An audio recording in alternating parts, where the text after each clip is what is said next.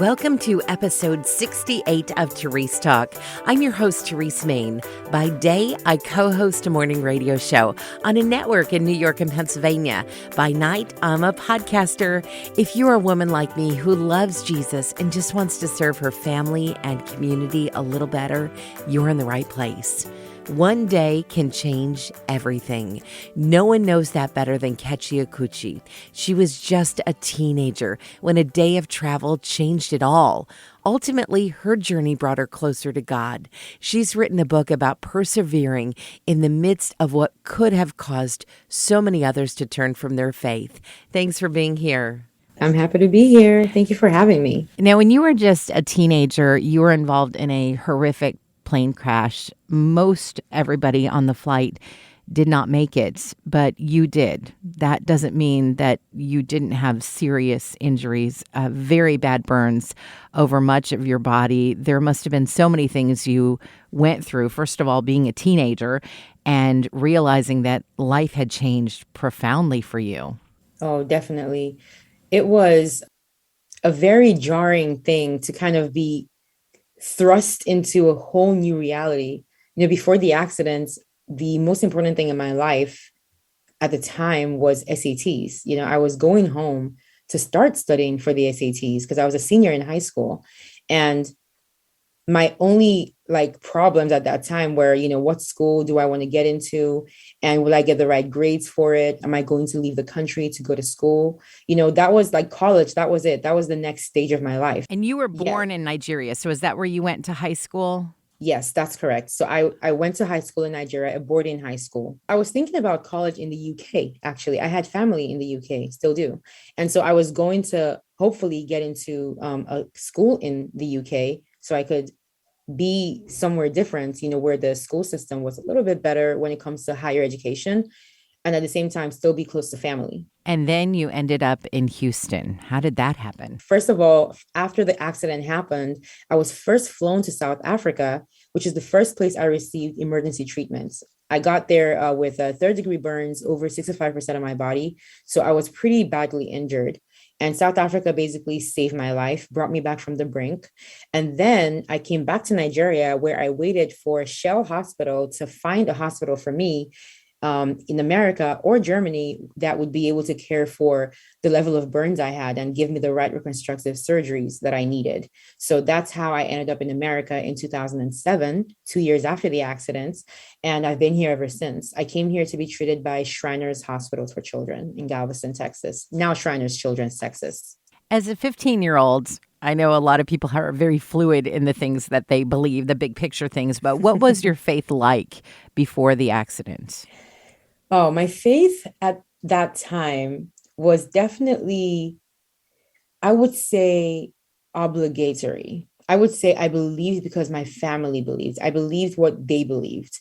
I guess as a child, it was that. And then I got into teenagehood and it became more of like, okay, God exists. I believed in him. Even then, it was really just about seeing him as a disciplinarian, as a person who punishes you when you do bad things and rewards you when you do good things.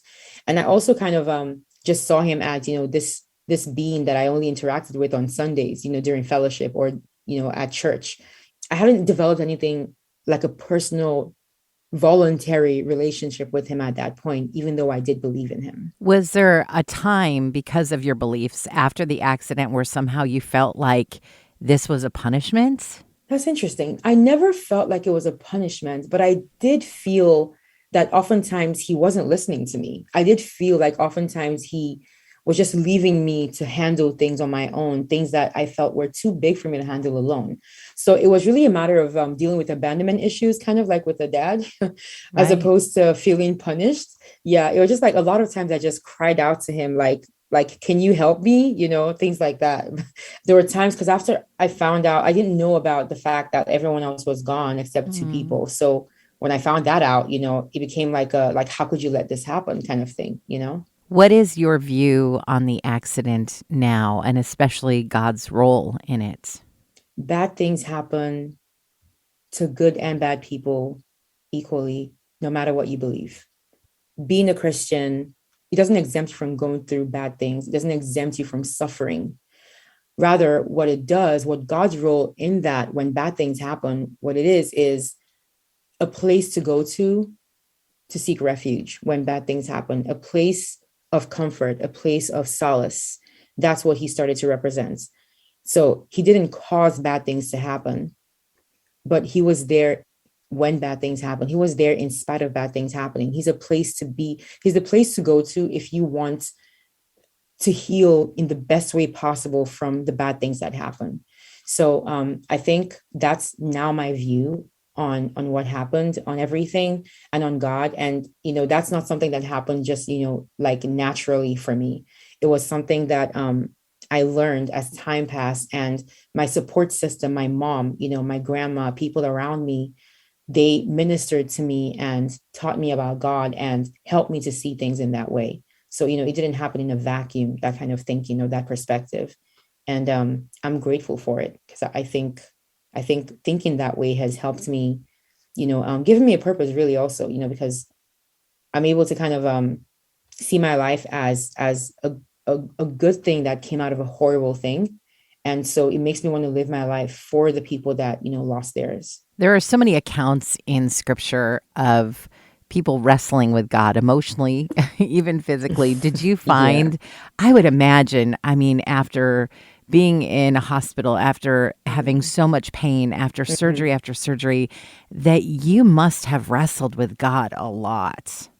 Oh, definitely. I struggled, and after the accident, I have to say, I saw myself as, I mean, even though I had known God since childhood, it was really during that time in South Africa. I was there for 7 months, and that was during the worst of the accident, right after it happened. And I think during that time is when I had my biggest struggles when it comes to faith, because I was a brand new Christian.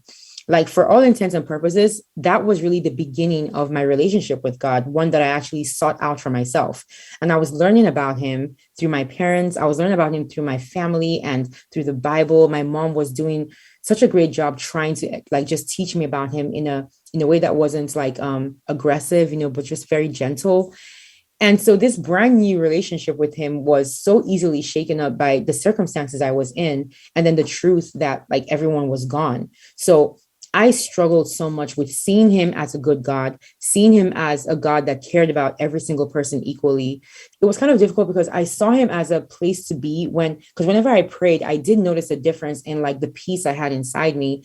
But then, I struggled whenever I lost that. I felt like I kept on having to fight to have that, and to access that. And I didn't understand why he was making me struggle so much when I was already struggling so much physically. I really wanted things handed to me as easily as possible when it came to faith.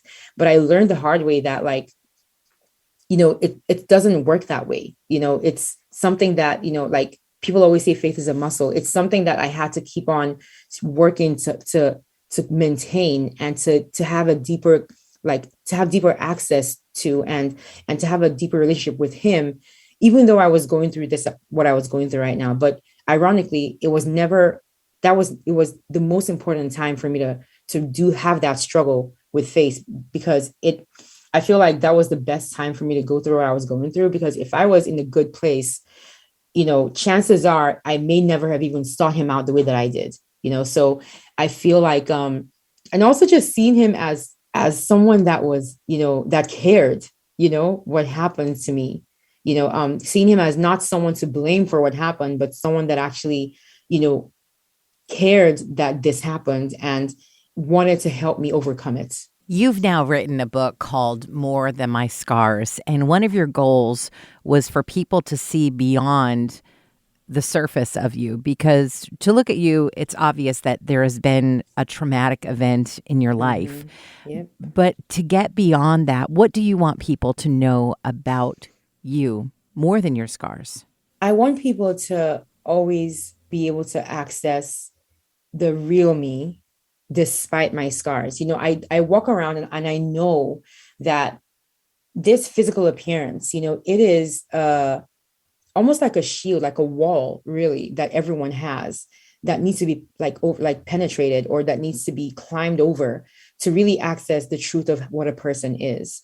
Now, when you're just a normal looking average person, it's easier to climb that wall because, there's nothing, the physical is normal and expected. So, you know, there's no, the barriers to seeing who a person really is not very high because there's nothing extraordinary about their appearance that's making you hesitate, really. But when you look physically different in a world that is kind of demands conformity, kind of demands like, normal, the definition of normal is not anything like what I look like at the very least. So when I see people, when I meet new people, even when I meet like, even when I met my friends, after the accident for the first time, um, I knew that this was going to be a very high wall, you know, but I also recognize my role in helping them climb that wall. Because if I walked around my head down, wearing long sleeves, covering up everything about me, covering up my face, ironically, when I meet people, that's really all they're gonna see. They're just gonna be wondering what I'm hiding, and just gonna be so it's gonna be so obvious that I'm so self-conscious about my physical appearance. And that I think would bar them from seeing anything beyond that, even though that's the one thing I'm trying to hide. But I feel like when I approach people just as myself, wearing what I want, being myself and not overcompensating to make them comfortable, just being me, that gives them more of a chance to relax around me and to see beyond what they can see on the outside. So I think I recognize my role, the role that I play in helping them see beyond my scars, to see everything else about Kechi that makes me who I am, and incidentally, those are the more important things than the physical, I would say. So it's definitely something that I think I'm grateful. It doesn't really take much effort for me to do that. I'm grateful that God just gave me the ability to just be myself no matter what kind of space I find myself in. And I think that plays a big role in how people are able to perceive me. We all have different kinds of scars. Mine are just more visible than a little more visible, than others might be. But invisible scars are real too. Mm-hmm. And I want people to be able to see that we are all more than those scars that we have, more than our trauma. And we have it within us to help people to see beyond that trauma or that scar. Writing this book wasn't easy because part of what you had to do was revisit the most horrific day of your life. Yeah. It was hell, I have to admit. I really just struggled with going back to those memories. That part of my journey. If I waited until I was ready to delve into those memories, I would never have written this book. And that's just a fact. South Africa's memories those are memories that I would rather leave buried and forgotten forever. They happened, they're done, and I never revisited them ever again moving forward after they happened until I had to write this book. And I knew that it was going to be difficult to write this book without going into that, because that time frame is when a lot of foundational perspectives that I have now were formed. And I could not write a book without addressing the origin essentially of the Kechi that you see here today. So it took me a really long time. And there was a lot of just stopping and starting and crying and praying. There was so much praying because I just needed to get to a place where I could look back at that time and write it without being too emotional, but at the same time, not writing it in a way that would just be like journaling, I had to write about the events and then put in how I felt in the important moments, So that was why it took so long. And I did my best really to tackle all those things. And I have to say it was kind of cathartic in the end. I faced things that I had spent 15 years trying to not face. And it was definitely a much needed confrontation of my past. Who are you thinking of when you wrote this? Who are you hoping will read this book? Is it meant for burn survivors? Is it meant for people who have had trauma? Is it meant for people who are seeking God in their own way? All of the above. You nailed every single one of them. But I would say, most importantly, for anyone who has gone through trauma, I think that is the first demographic I'm hoping to reach. I want people to feel less alone in what they're going through. You don't have to go through something as, I guess, dramatic as a plane crash for your trauma to be valid. And I want people to be seen. And I also want them to see the process, the gritty part of overcoming trauma. I hope that they can relate to it in some way. And I hope that people who have this perception of me, of this confident burn survivor who just goes about doing her thing, that is me. And I'm grateful that I can be this way, but it took a lot to get here. And I want people to see that, nothing good, nothing worthwhile comes easy. None of this came easily to me. It didn't come naturally to me. There was a struggle, there was a process. And that's really the truth about life and anything, isn't it? Like, nothing good comes easy. You have to earn things that are valuable, things like that.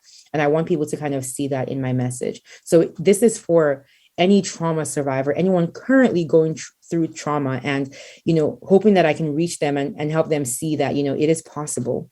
There is a light at the end of the tunnel. There is life after that trauma. I hope that this book shows them that. And I hope also, of course, always, that in everything that I do, that you can see God in it, not in a way that's pushing him onto you, but showing a person what God has done in my life without imposing him on a person, I think is the best way to kind of let people see the truth of him and be curious enough to see the truth of him in their own lives. The foreword of your book is written by Simon Cowell, who is not notoriously a nice guy. However, you had this crazy idea somewhere along your journey that if you were going to be bold enough to be forward with people about what happened to you, that going on a national stage was the way to do it. And so he went, that's not probably the way that most therapists would recommend, but it seemed to have worked for you. Tell us about America's Got Talent. Oh my, America's Got Talent. Wow. That was surreal. That was a surreal experience. And funny you should say, yeah. So getting on the show, being on that show, I did not put myself in that position directly. That was not a catchy decision. That was actually one of my best friends who signed me up for the show without telling me. So I've always loved singing, yes. And my voice did kind of go through a weird change after the accident where the quality of it just changed, became different in a good way.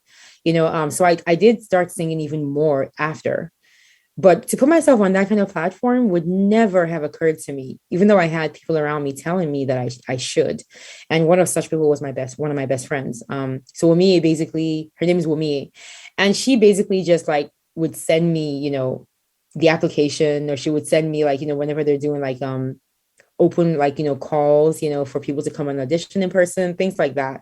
And I would just ignore it because I would never, I mean, why would I do that? I didn't think my voice was that like good enough to be on the competition.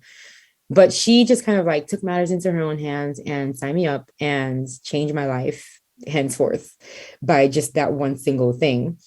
And honestly, I got to a place where I had to decide, yes, she put that first foot forward for me, but I got to a place where it had to be my choice to kind of continue to, move forward with this. And I'm really happy I did, because they not only gave me more confidence in my voice, in my sound, but they planted inside me a hope, a possibility, a dream of a career in music, actually making music a part of like my career goal. And that's something I'd never considered before AGT. So after the show, the platform that I built, on different social media sites, it's something that allowed me to continue sharing my voice with the world and sharing my story with the world in a way that hopefully would inspire them, So I have the show to thank for pretty much everything that has happened since. So I'm grateful to them for giving me that chance to kind of show myself to the world in this way. And I'm grateful to Simon specifically for just feeling impacted enough by my appearance on the show to actually be willing to do my forward for my book. I felt really supported by him ever since I met him. I feel that he appreciated my story and appreciated my strength. He saw something in me that made him want to root for me. And I'm just so grateful because, I knew of him before the show. I watched all these shows like everyone else. And, I know how he is and how he can be. So I'm happy I got to experience, his good side. Do you also cry every time somebody gets a golden buzzer? Because I do. It's impossible not to. I mean, They play that music. The are you confetti. kidding? They know Like, they know how to do it. Oh, they get you with the music, with everything. This show, they are pros at what they do for sure. Thank you so much for being so bold to write your story and to share it with us today. Oh, thank you. Thank you, Terese, for having me. It's been a pleasure. Kechi's book is called More Than Scars. You can find a link to her website in our podcast notes. If you've enjoyed this episode of Terese Talk, be sure to subscribe and look for the next episode on Tuesday morning. If you really loved it, consider making a gift to Family Life, the ministry this podcast is a part of. Just go to familylife.org and find out more about what we do. Did you know Family Life offers a variety of podcasts? Get up to date with Family Life news or enjoy some family time with Family Life kids. There's the Parable podcast, bringing you hope and encouragement through the teachings of Jesus. Those and more, all free and on demand at familylife.org/podcast.